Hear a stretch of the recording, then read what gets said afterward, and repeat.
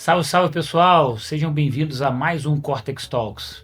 O nosso espaço aqui é onde inteligência artificial e inteligência de go-to-market se encontram. Eu sou Daniel Pires, né, fundador aqui da Cortex e host do nosso podcast.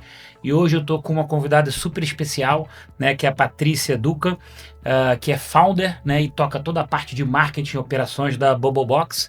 E para ajudar a gente nesse papo aqui, Valéria Duarte, nossa VP de marketing, né, e founder da GeoFusion também, super especialista aqui em inteligência de geomarketing e expansão. Muito obrigado por vocês estarem aqui. Por favor, Val, fica à vontade, se apresenta, a Patrícia também. Olá a todos, é um prazer estar aqui em mais um episódio do nosso Cortex Talks. O nosso objetivo é sempre trazer casos muito práticos de clientes, e como eles crescem no mercado, como eles levam seus produtos, seus serviços para o mercado, crescendo de uma maneira inteligente, eficiente e usando o que há de mais novo de tecnologia, dados de qualidade e inteligência artificial. E aí é um prazer, Patrícia, estar aqui com você. E vamos ouvir um pouco da sua história, né? Quero conhecer um pouco da história da Patrícia e depois a gente fala um pouco mais da Bubblebox. Que legal. Muito obrigada, Daniel. Obrigada, Val, por me receber aqui. Fico super honrada com esse convite da Cortex, da GeoFusion. E vou ficar muito contente de dividir um pouquinho da minha história com vocês hoje. Legal, maravilha. Patrícia, vamos conversar um pouquinho então, né, conhecendo a sua trajetória, conhecendo a sua história. Acho que aqui em off a gente fez um bate-papo, né, e você contou um pouquinho, né, da onde nasceu toda essa tua veia empreendedora, da onde nasceu a Patrícia ainda quando criança, né, e já tinha empreendedores na família, enfim, conta um pouquinho dessa história e como é que isso desagou depois na sua carreira empreendedora também para fundar e montar a Bubblebox aí. Tá certo.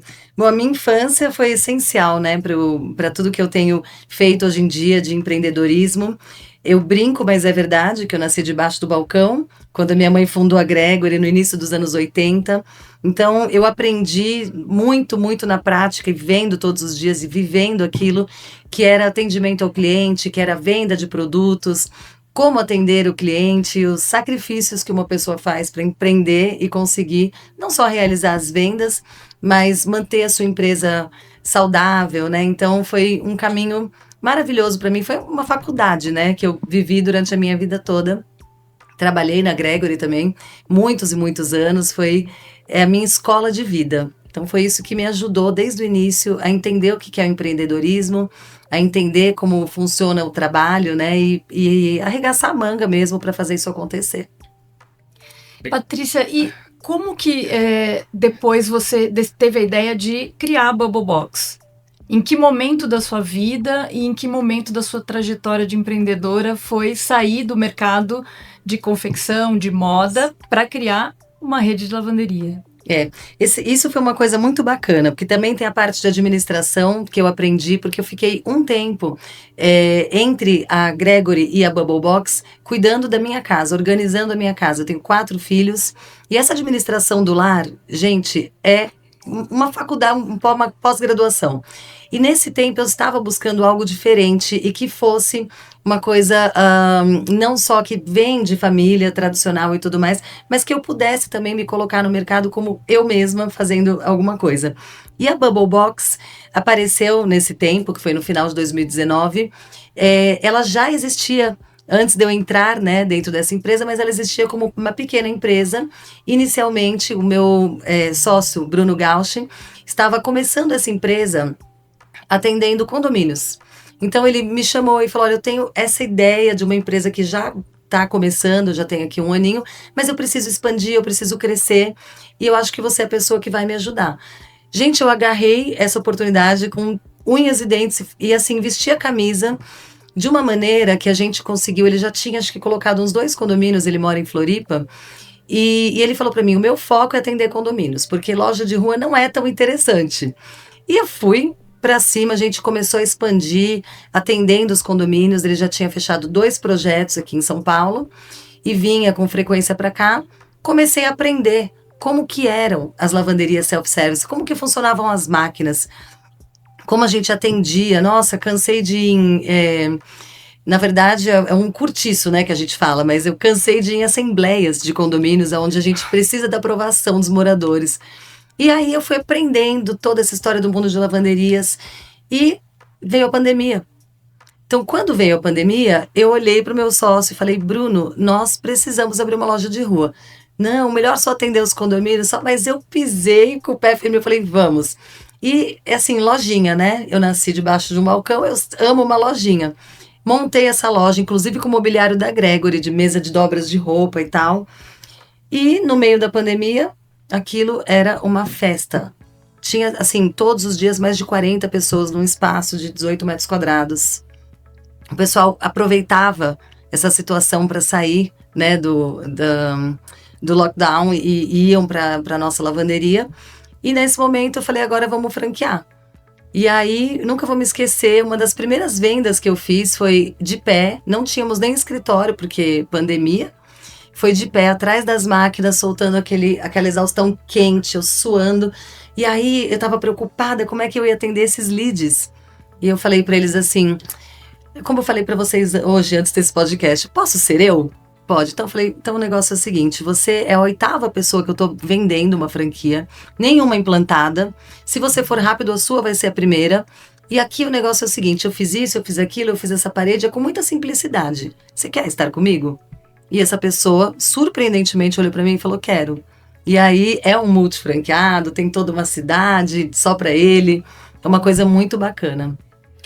Interessante, Patrícia. Você ouvindo você contar aqui, me parecia até um pouco contraciclo, né?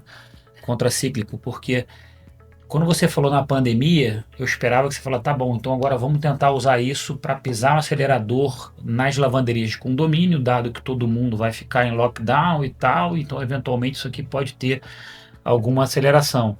Mas foi o inverso, né? Você teve a sacada, né, o insight de abrir loja de rua nesse momento, e isso tracionou, você acredita que em função da pandemia também, por isso ser uma válvula de escape para o cara ter um pretexto para sair? Também, né? Ou só para entender mais ou menos como que você lê esse passado aí que... Eu acredito que foi uma junção de coisas, mas o negócio, ele nasce, acontece, ou ele se escalona normalmente pela necessidade. Então, assim, essa era uma das necessidades, né? O Brasil estava realmente muito carente desse tipo de serviço que eu já tinha usado, eu usei minha vida inteira, já estudei fora alguns anos, fiz intercâmbio em vários lugares diferentes e utilizava, meu sócio também, no tempo que morava em Miami, utilizava bastante. Então, nós conhecemos, mas o Brasil não tinha ainda essa cabeça, essa mentalidade de que vai valer a pena para mim lavar a roupa fora. Então, isso era uma das necessidades, mas eu acredito que naquele momento eu enxerguei essa necessidade específica dos brasileiros, na época que estavam na pandemia, que era brasileiro, gente, qualquer desculpa para estar fora, e ninguém estava nem tão preocupado. Realmente, aquilo me surpreendeu. Quando eu vi que aquilo estava virando, a gente começou a aumentar mesmo as vendas de franquia e o pessoal não queria esperar, daqui a pouco já vai melhorar. Saíram abrindo. Todas as nossas primeiras imagens de franquias, as imagens das lojas, e eu visitava muito, eu gosto muito perto, né?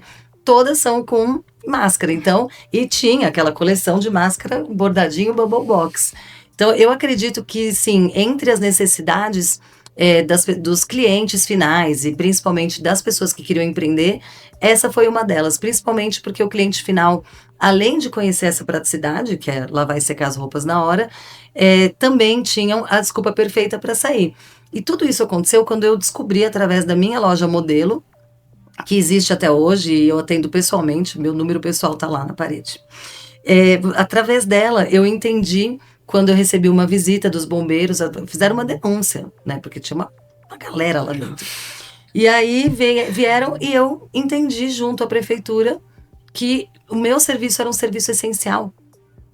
E aí, gente, aquilo me fez, eu falei, meu Deus, eu tenho um serviço essencial para entregar para as pessoas e eu posso dizer isso. Colei bem um negócio bem grande lá na lavanderia, de papel impresso mesmo. Estamos aberto direto. E aí virou festa. Que legal. 24 horas e virou festa, foi muito bacana. Legal. Patrícia, deixa eu dar um passo atrás aqui, só para o pessoal que está assistindo a gente conseguir entender bem o cenário, né, em tempos e movimentos e até números. Nessa fase inicial ainda, quando você entrou com... É Bruno, né? Que você falou Bruno Gauch, meu isso, sócio. com o Bruno. Conta um pouquinho quanto tempo essa fase durou, com foco mais voltado para condomínios, e como que foi a escalada, né? O crescimento nesse primeiro estágio, né? Eu entendo que esse foi um primeiro estágio aí da companhia. Na verdade, se eu fosse colocar num gráfico, não ia caber. Porque foi muito rápido, realmente. Além do negócio ser essa maravilha que, gente, eu não preciso nem vender o meu peixe, porque ele é muito bom, mas a gente identificou isso.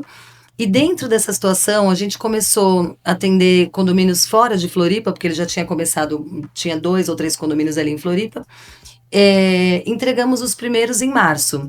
E a minha primeira loja, eu já abri, isso em 2020, né? A primeira loja, que é essa modelo, eu já abri no início de junho, então pouquíssimos meses. E no final do ano, eu já estava com 20 franquias vendidas. Então, foi dentro desse ano, de fevereiro de 2020 a dezembro, a gente já tinha se tornado uma franqueadora. E nesse momento, quando nós percebemos isso, foi onde nós resolvemos frear a venda para condomínios. Porque eu gosto muito de marca, né? Assim, eu gosto muito da marca, então fizemos um redesenho, ela era bem diferente, mexemos nisso, fizemos uma nova marca e eu queria ver a minha marca. Eu ficava pensando, gente, eu quero ver a minha marca por todo o Brasil. Se eu tenho uma loja aqui bombando, se eu já vendi 10, eu consigo ver isso por todo o Brasil. E para isso acontecer, ninguém trabalha sozinho, né? Eu pensei, eu não posso ter uma rede sozinha com 1000 lavanderias pelo Brasil. Eu preciso de parceiros, e esses parceiros são a franquia, que eu, graças a Deus, aprendi muito com a Gregory como se franquia, entendi muito sobre esse negócio, que a Gregory começou a franquear lá em 2000, então eu estava na faculdade e tudo mais. Então, com isso a gente resolveu desacelerar os condomínios que dão muito trabalho e demoram muito tempo para acontecer, e ficam escondidinhos ali. Se você não faz o seu marketing, ninguém sabe que você atende condomínios. Poucas pessoas sabem que nós atendemos. Mas mesmo com essa freada, graças a Deus, com as franquias, a marca apareceu bastante e hoje muitas pessoas descobrem que a gente, porque é totalmente orgânico, tá? Que a gente atende os condomínios e nos procuram. Então, a gente tem hoje mais de 350 máquinas em todo o Brasil atendendo condomínios, além das nossas franquias. Legal, então sabe quantos condomínios são? É uma máquina por condomínio? Não, deve ter 2, 3 é por isso que a gente sempre fala em número de máquina, porque tem condomínios, nós atendemos bastante, como é que se chama? Residência estudantil, né, de universitários e tudo mais. Então, eles são, normalmente, hoje em dia, são redes. Então, se a gente atende uma rede, cada uma que ele abre, a gente vai entrando. Entendi. Mas também, com muito amor e carinho, com muito empenho, a gente continua atendendo os primeirinhos, que era um predinho assim, ó, com 10 andares de estúdio e uma máquina nossa. Bem na simplicidade, do jeito que a gente adora. Então, assim, temos residências estudantis com 12 máquinas, mas temos também esses parceirinhos que são firmes, são fortes, estão junto com a gente com uma maquininha. E aí, o número de condomínios, eu acho que hoje está perto de 100. Porque a gente deu esse break, a gente focou muito nas franquias e deixa ele acontecer organicamente. Patrícia, a gente fala aqui muito de estratégias de go-to-market, né, de ida ao mercado. E claramente vocês tiveram 2 fases muito diferentes e interessantes, que é a primeira de condomínios, a segunda de franquias. E aí eu sei que tem mais 2 passos aí de crescimento, né? Um é de internacionalização. Conta um pouco disso. Isso é bem legal. A gente já tem um tempo que está trabalhando nessa situação, para estarmos, né, fora do Brasil, mas a gente precisa, essa é uma situação onde nós precisamos estar bem respaldados, entender de uma maneira boa, para começar a servir os nossos franqueados fora. Então, é um projeto que requer muito estudo, muita estruturação e muito tempo. Então, a gente tem a nossa equipe do jurídico trabalhando aqui, o restante já temos pronto, então nós já desenvolvemos parcerias, né, tanto na Europa quanto na América Latina, para os outros países aqui da América do Sul. Então, estamos bem encaminhados e em breve estaremos com novos parceiros em novos locais, aprendendo junto com eles. Agora, na Europa, isso já é um hábito muito mais enraizado, antigo. Você vai ter uma vivência de concorrência diferente do que a experiência que você teve no Brasil, né? Sem dúvida. Na Europa, eu costumo visitar bastante a Europa, pelo menos 2 vezes ao ano vou. E eu já estudo isso há mais de 4 anos, né? Entendendo como que são as lavanderias na Europa. E lá é muito interessante porque é totalmente diferente dos Estados Unidos, por exemplo, onde você encontra aquelas lavanderias com 100 máquinas, a perder de vista. Lá o pessoal usa realmente como os brasileiros. Então você encontra, muito comum você encontrar os modelinhos como os nossos padrão, uma loja de 20 metros quadrados, 3 torres de máquina, e o comportamento do cliente da Europa é muito parecido com o do Brasil. Muito. Então, nesse sentido, a gente já está bastante evoluído, né, de conhecer, a gente já tem parceiros lá que estão, neste momento, na Europa, trabalhando para isso, porque são várias pesquisas de mercados necessárias, né, e a gente entende que o comportamento é igual ao do brasileiro. Até esse momento, a gente percebe, inclusive, né, não só para os nativos, mas para as pessoas em todos os países mais próximos de Portugal, são muito parecidos com esse comportamento brasileiro. Que cresça muito, né? Que cresça muito. Maravilha. Patrícia, deixa eu voltar um pouquinho nessas outras... acho que tá entendido, né? Então, vocês estão planejando aqui agora uma outra estratégia de go-to-market, né? Um outro canal, que é internacionalização, via parceiros e tal. Uhum. Voltando para as duas estratégias de ida ao mercado que você vem trabalhando até agora, né? Atacando condomínios e atacando via franquias, né? Uhum. Com lojas de rua. Me conta um pouquinho em termos de estrutura interna, assim. São áreas completamente diferentes, você tem times de vendas, de operação diferentes, são processos de venda e educação do mercado completamente diferentes. Como que essas duas coisas coexistem dentro da organização lá? Tá, legal. Elas são coisas muito diferentes realmente, e por um grande período nós deixamos elas separadas.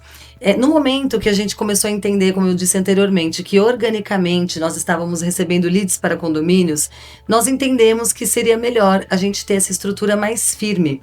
E a gente está sempre buscando ter a nossa estrutura enxuta, porque é uma maneira tanto dos condomínios que têm o relacionamento conosco, quanto os franqueados se sentirem mais próximos. É muito diferente você ter uma estrutura gigante, você ter que falar com várias pessoas para chegar num ponto, né? Então, claro que a gente usa o Suits para se relacionar, porque é a ferramenta muito boa de franquias, mas a gente tem a equipe enxuta. E aproximadamente 1 ano, nós juntamos essas equipes. Então, a gente fez esse apanhado e colocou a mesma pessoa que lidera a nossa equipe de implantação para implantar as franquias, hoje ela também recebe os condomínios. Então, quando chega um condomínio da nossa equipe, a equipe de vendas está fazendo tudo do lado dela, e ela traz pra gente aqui, ó, pronto, esse aqui deixou de ser lead, agora ele é o nosso, ou é o nosso franqueado, ou é o nosso condomínio. Então, a mesma equipe que faz a implantação, a mesma equipe que faz as vendas das máquinas, e depois que isso está instalado, entregue, a mesma equipe que faz o SAF, né, que é o relacionamento com o nosso franqueado, também faz com o condomínio. Quando a gente tomou essa decisão, que já tem aproximadamente 1 ano, melhorou muito a nossa comunicação, porque unificou.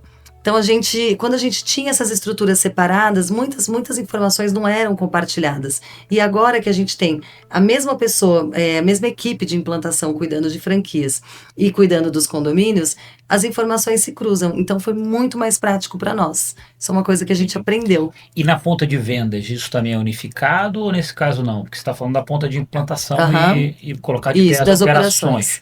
Eu sei que, né, é o Bruno que toca essa parte mais hoje em dia, né? Mas na ponta de vendas, você tem especializações para cada um desses canais ou não?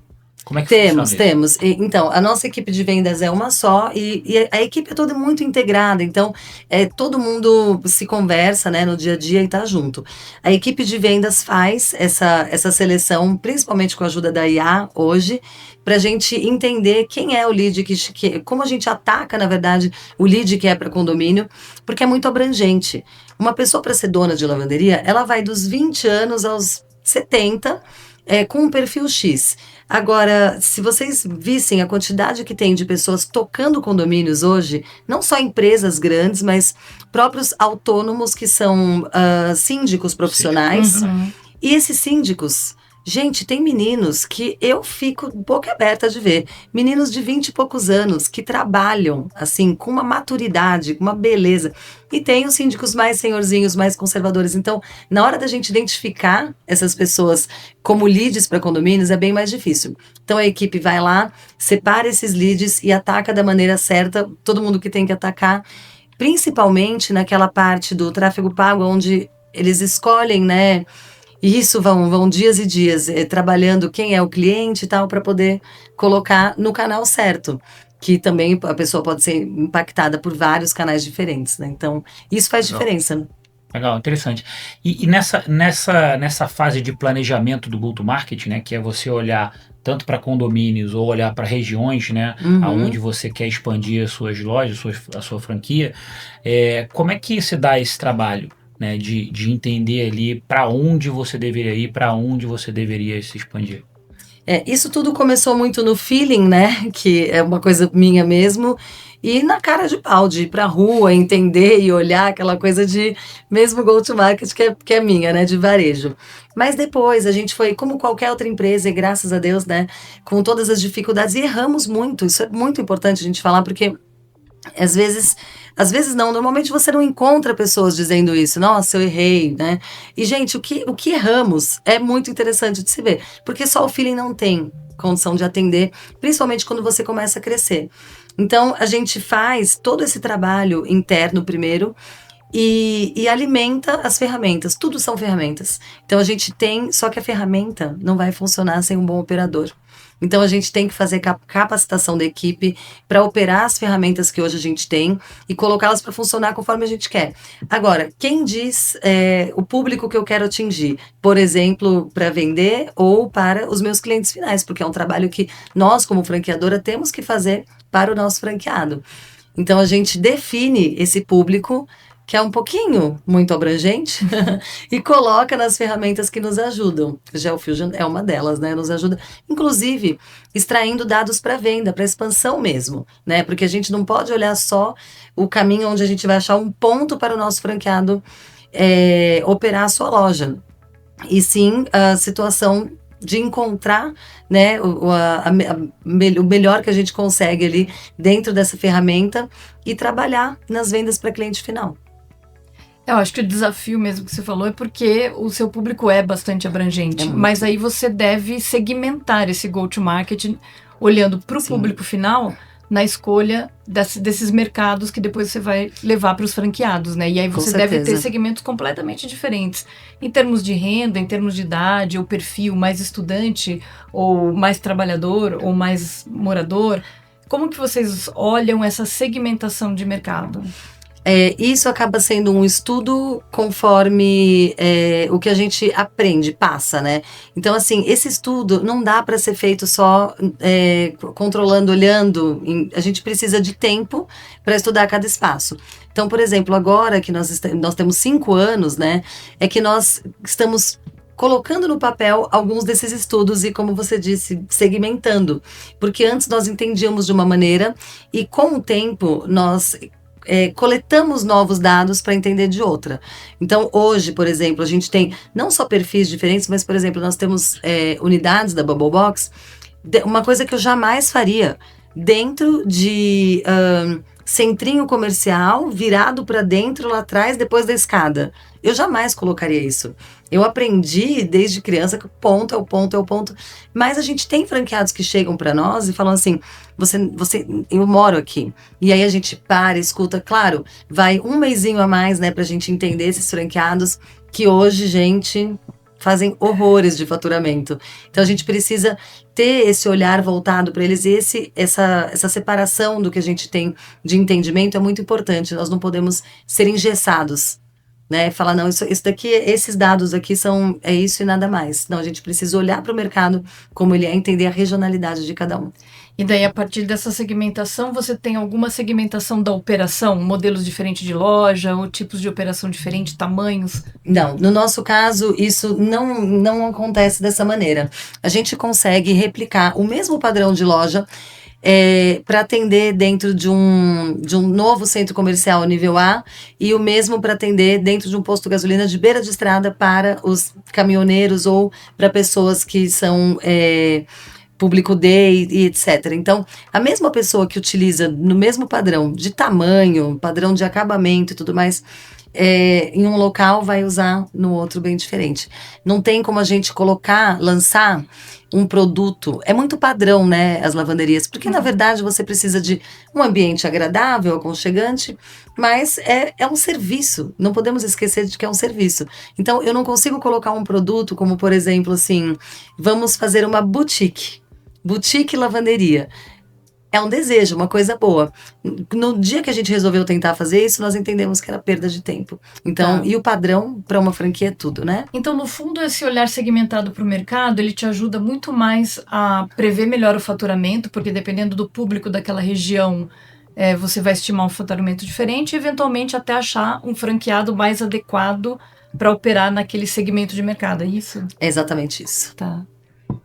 Esse é o caminho. Patrícia, em off aqui, muito interessante, né? Então, acho que vocês estão dizendo, né, como que se usa o geomarketing, né, independente da ferramenta, para você fazer a segmentação, para você entender o seu mercado endereçável e fazer, né, o seu planejamento de expansão de lojas em quais territórios, que é um uso muito clássico, né? Mas em off aqui, na verdade, quando a gente estava batendo papo, eu lembro que vocês comentaram que dentro do marketing vocês usam, inclusive, essa segmentação também para alocação de verba de mídia, né? Para a mídia paga ali, vocês entenderem como que eu segmento melhor e aonde que eu aloco melhor, em função de dados sociodemográficos do perfil de cliente que você tem. Conta um pouquinho pra gente como é que é isso aí, porque eu acho que é um uso bem diferente, né, do padrão, né, e muito inteligente para usar também inteligência geográfica, né, dados sociodemográficos para te apoiar mais no marketing, na forma como você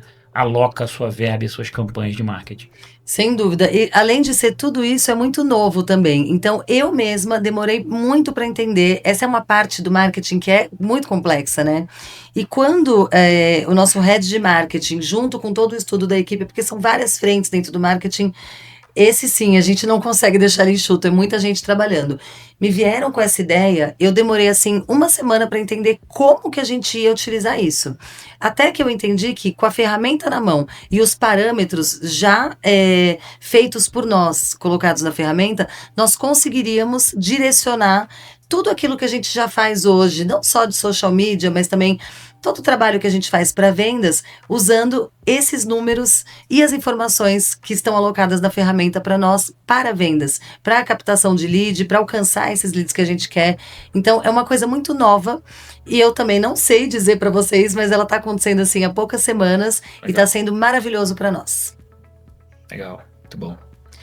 Patrícia, você falou um pouquinho sobre AI, né? Sobre inteligência artificial, que hoje em dia, né, é a palavra da moda, né? O buzzword do momento aí, AI, tudo agora para todo lado, né? Com a vinda da AI generativa, né? É o que mais se fala. Conta um pouquinho pra gente, né? Se vocês já estão usando isso dentro de casa, nos negócios, em qual área, né? E depois a gente vai para uma opinião ou para uma visão um pouco mais de futuro do como que você acha que isso vai impactar no seu negócio. Mas primeiro conta um pouquinho aí, enfim, o que está acontecendo lá dentro da companhia de acordo com esse tema. Na Bubblebox nós começamos a usar a inteligência artificial há quase 2 anos e ela era bem diferente do que a gente vê hoje, né? Mas sempre só na área do marketing. Há uns 6 meses atrás, houve a necessidade de toda da equipe, porque uma pessoa lá de operações falou, eu poderia fazer uso da IA de tal maneira. E eu expliquei, gente, mas eu achava que a gente ia usar a IA só para o marketing. Mas hoje, gente, a IA é praticamente um assessor pessoal, é tudo, né? Então, assim, até dentro das equipes. No fim das contas, de 6 meses para cá, a equipe só me chegou com um boleto e falou assim, paga aqui porque todo mundo vai precisar de IA.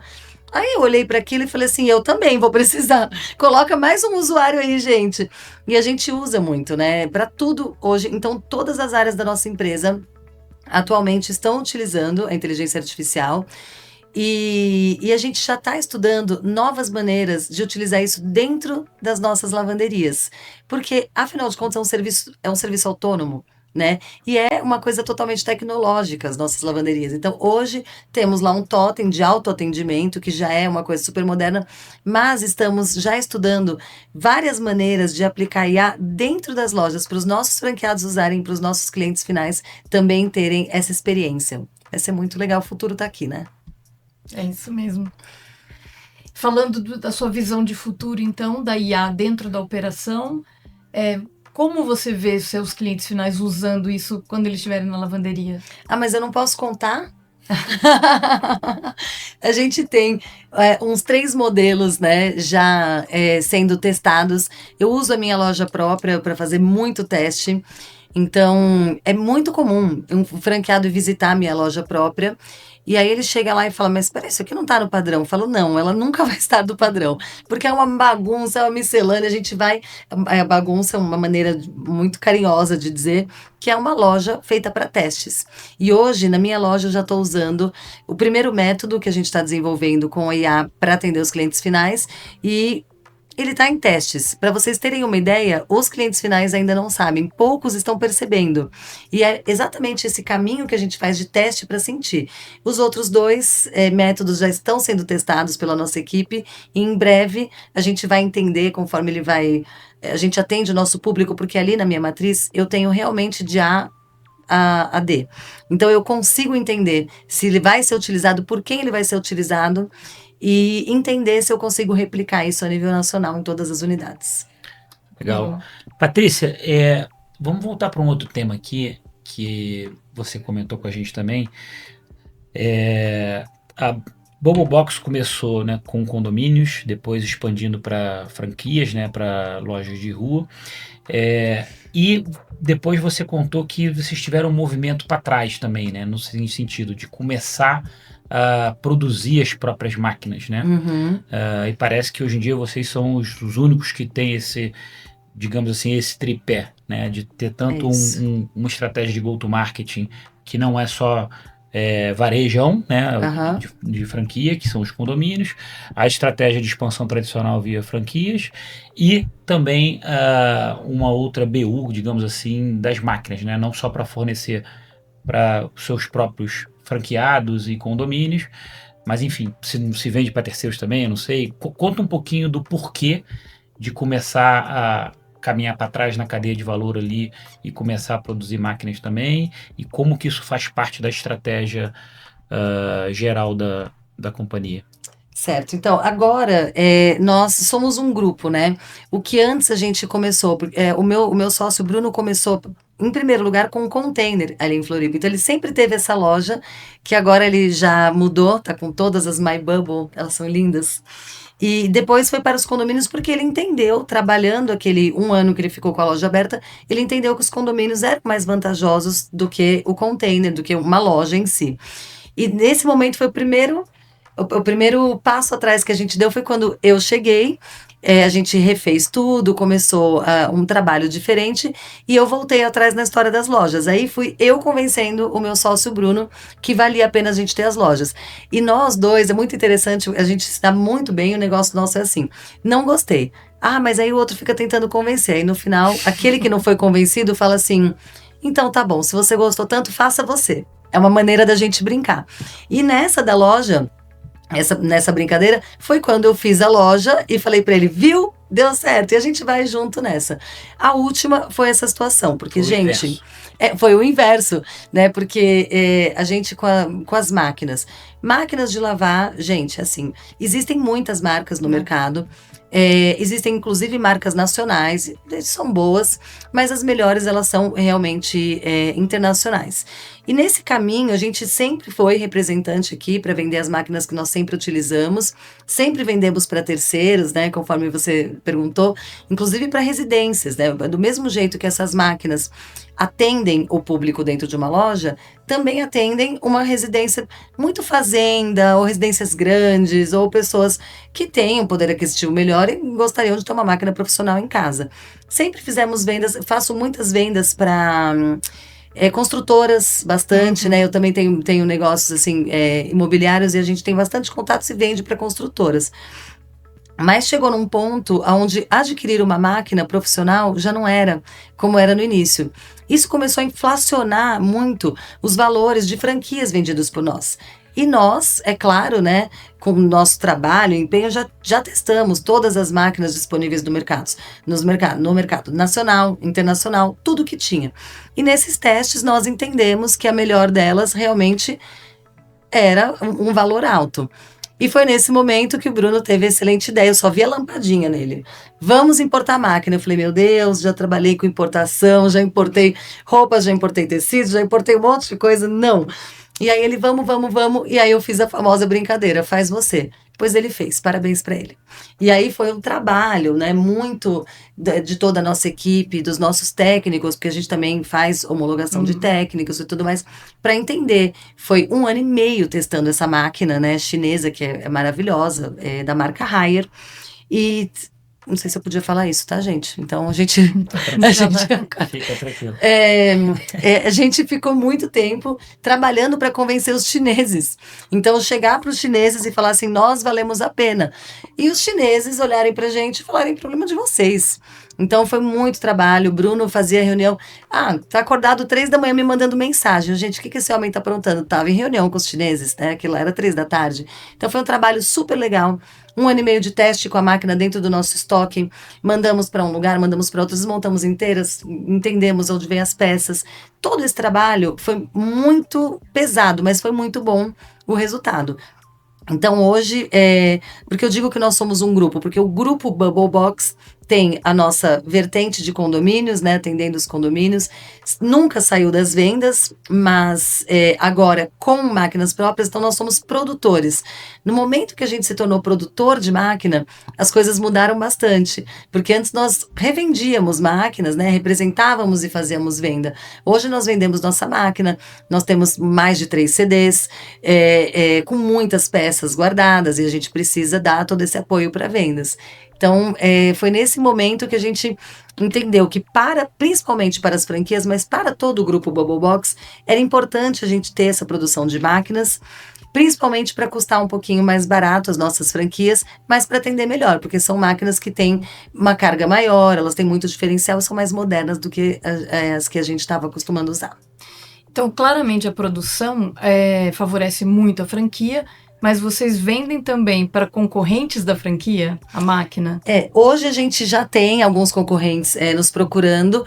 A nossa decisão no momento de não vender para alguns concorrentes foi porque realmente a gente fez um cálculo, né, de como ia ser e, claro, como qualquer empresa com muito cuidado, compramos aquele cálculo.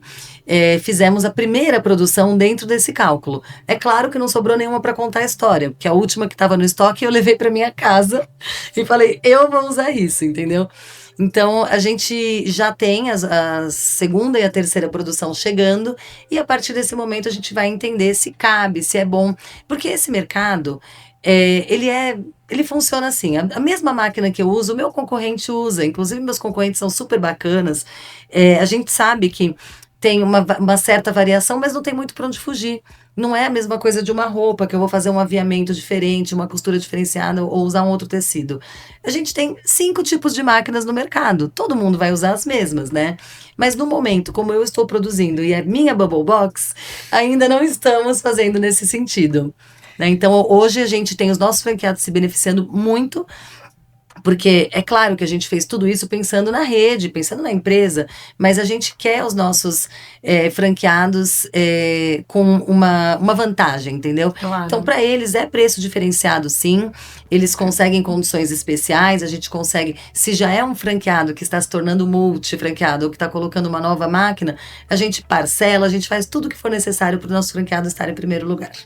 Que legal, muito bom. Muito bom. Então, na verdade, esse andar para trás na cadeia de valor e começar a fazer a produção e venda das máquinas também, não deixa de ser uma estratégia de eficiência, né, do go-to-market, né, que você conseguiu ter preços mais competitivos, ter uma franquia mais competitiva, e essas máquinas, elas dão também ganho de escala, no sentido na capacidade de lavagem, alguma coisa assim, ou seja, dá escala para o franqueado também, ou é só mais uma coisa de ganho econômico mesmo no custo de Não. operação da franquia? Ela tem esse diferencial, ela tem alguns diferenciais em relação às máquinas que a gente costuma enxergar aqui no mercado brasileiro, mas um deles é exatamente isso, a capacidade dela é muito acima das que a gente costumava usar, de todo o mercado, na verdade, não nós, Bubble Box, mas todo o mercado. Então, recentemente, nós fomos até obrigados a revisitar os nossos valores, porque a gente tem uma diretriz dentro da franqueadora, né, com regras e tal, para valores que são permitidos de trabalhar. Então, nós tivemos que acrescentar novos valores, porque muitos franqueados, vendo a diferença... Quando você diz valores de quê? Desculpa, valores de ciclo. Valores de ciclo. Então, o meu franqueado, ele pode trabalhar 6 valores, né? A gente tinha, assim, essa cartela, porque a gente tem que entender, né, a região sempre. Valor de ciclo é o preço tabelado que você cobra para um processamento, uma lavagem. Para um cliente final, isso. Um ciclo de lavagem, um ciclo de secagem. E o franqueado tem autonomia para escolher, dentro da região dele, sempre com apoio do nosso SAF, para entender, fazer essa pesquisa da região dele, qual valor ele vai praticar dentro da unidade dele. Mas no momento em que o franqueado, por exemplo, trabalhava com as nossas máquinas, que já são maravilhosas, tanques de guerra, e pediram uma nova My Bubble Pro para a loja deles, quando chega lá, toma aquele susto, porque ela é gigante. E aí fala, gente, mas ela... Não, realmente ela tem maior capacidade, ela tem o tambor inclinado, então algumas diferenças na hora da lavagem também, na hora da drenagem daquela água, e são muitas os diferenciais dessa máquina. Então, nesse sentido, um franqueado que estava trabalhando com um preço de R$18, olhou para mim e falou, olha, 20 não vai dar, vou ter que trabalhar 22, 23, então a gente foi lá e fez uma nova tabela de valores para ciclos para serem usadas nas unidades. Legal. Então, essa estratégia de começar a fazer a produção de máquinas, ela acaba dando eficiência em várias dimensões, em várias pontas. Exato. No custo da franquia, eventualmente no ponto de preço para o cliente final, na capacidade de lavagem. Muitas frentes. Ela começou de uma necessidade, exatamente como a Bubble Box começou de uma necessidade, mas durante o trabalho a gente entendeu que ela ia servir para todo mundo de forma positiva. Legal, muito bom. Patrícia, infelizmente estamos caminhando aqui para o final, já estouramos nosso tempo aqui. Gente, um papo bom, vê se acaba rápido. Vai rápido, nem percebe, mas já passou aqui depois todo o nosso tempo aqui. E para fechar, a gente tem uma tradição, né? A gente sempre pede, né, para o nosso entrevistado aqui, para a pessoa que vem bater esse papo com a gente, para indicar um livro, né, um livro que foi importante na sua trajetória, e que da onde você conseguiu tirar alguns aprendizados, né? Então, queria que você apresentasse aqui para a gente o seu livro e contasse um pouquinho ali em quais passagens dessa tua trajetória que você contou para a gente aqui ele foi importante, né? E depois eu abro para você fazer, né, seu fechamento aí, as suas considerações finais. Obrigada. Para o pessoal que está escutando a gente aí. Combinado. Quando o pessoal aqui da Cortex já entrou em contato comigo e falou assim, aí um livro, a minha resposta foi o seguinte, você quer que eu te mande meu boletim? Porque eu não lia nada, mas tem um livro que sim, eu adoro ler, que é a Bíblia. E esse, né, não é só porque eu nasci e cresci num colégio católico, né, mas eu sou uma pessoa cristã. E na verdade, os ensinamentos desse livro, eles vieram através da minha mãe, que é uma pessoa muito legal e que me ensina todos os dias, me trazendo muitas dessas falas no dia a dia, aquelas que iam ficando. E eu lendo, né, isso porque tinha que estudar dentro da escola, é o único livro que eu tenho apreço, que eu amo, que eu adoro e que me traz não só aprendizados, mas também muitas histórias. Se você for prestar atenção, a maioria das histórias da Bíblia falam de quem escreveu, né? E são pessoas que erraram muito. E isso para mim é muito importante, eu levo muito isso para mim.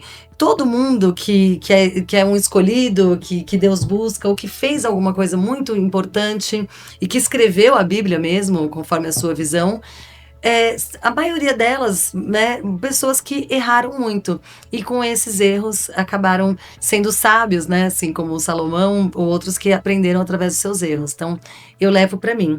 E eu tenho pensei aqui em algo para falar que é o que eu penso no dia a dia, que é o Eclesiastes 9:10, que diz assim: o que as suas mãos tiverem que fazer, que o façam com toda a sua força, pois na sepultura para onde você vai, não há atividade nem planejamento, não há conhecimento e nem sabedoria.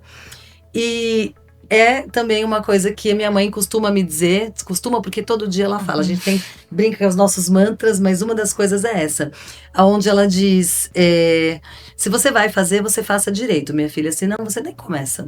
Procura algo que você tenha paixão, que você goste, e aí faça isso direito. Então, quando eu penso numa passagem bacana para o meu trabalho, é essa. Muito linda. Trouxe para vocês essa lindíssima. Muito obrigado. Muito obrigada, legal. lindíssima. Maravilha. Vou só fazer um comentário antes de fechar, que é interessante, né? Você, no fundo, está trazendo aqui a cultura do erro, né? Ou seja, o quanto que o erro ele faz parte do processo e ele é bom para o aprendizado, para o crescimento, para o processo, né?